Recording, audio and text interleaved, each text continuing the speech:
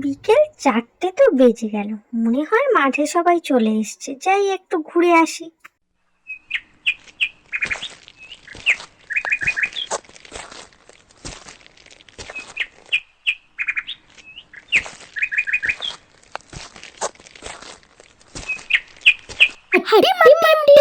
তারা মাঠে পাড়ে টিম, তাদের খাড়া তাদের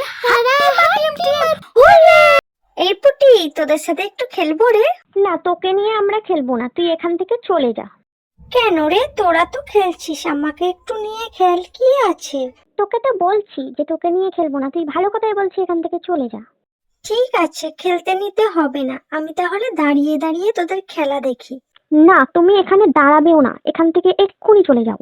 আমি তোমাদের কোনো ডিস্টার্ব করব না, তোমরা খেলো, আমি শুধু দেখবো। পুটি, ও সহজে যাবে না এখান থেকে, ওকে ধাক্কা দিয়ে বের করে দে। ইয়া!